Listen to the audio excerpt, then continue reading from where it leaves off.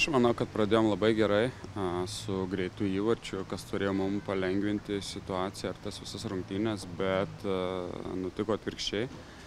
Tai pirmą kėlinį nesužaidėm gerai, po įmušto įvarčio neradom ritmo, negalėjom kontroliuoti kamuolio, negalėjom kontroliuoti rungtynių. Panevėžys savo ruoštų tikrai turėjo gerą kėlinio pradžią, sukūrė pavojingus momentus, tai vietom reikėjo pakentėti.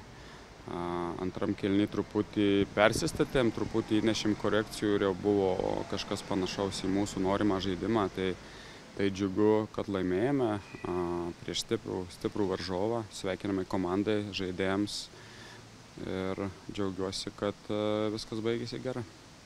Šiandien vėl puikiai sužaidė atakuojantys žaidėjai, tai turite to tokį malonų galvos skausmą, kai kada ant suolo reikia palikti Romualdą Jansoną, nors pagal pelnytus įvarčius jis yra vienas iš rezultatyviausių komandos žaidėjų.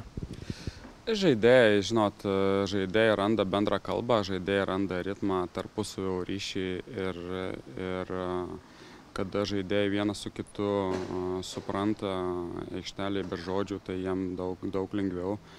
Ir Romualdui buvo puikiai sezono pradžia, dabar truputį gal nusimušęs, tai Georgievičius tikrai neblogai formoje, tai dėl to jam yra daugiau minučių, bet iš kitos pusės, žinot, konkurencija. Romualdas kaip jaunas žaidėjas turi konkuruoti, turi dirbti, turi gerą oponentą, kurį privalo aplenkti, jeigu nori gauti daugiau minučių.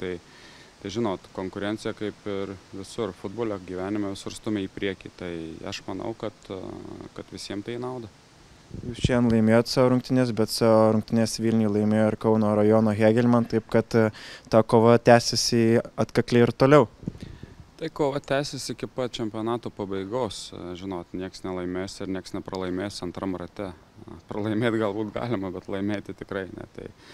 Tai laukia antra sezono pusė, tikrai bus jį įtempta ir nebūtinai Hegelman, žinot, prieš visus varžovus reikia žaisti. Šiandien mačiau ir Dainava pirmą pergalę iškovojo, tai kiekvienos rungtynės nauja istorija, kiekvienom reikia ruoštis atsakingai, prieš kiekvienas reikia nuteikinėti žaidėjus, tai iš esmės tu negali stabtelt, nes visi kiti vejasi tave.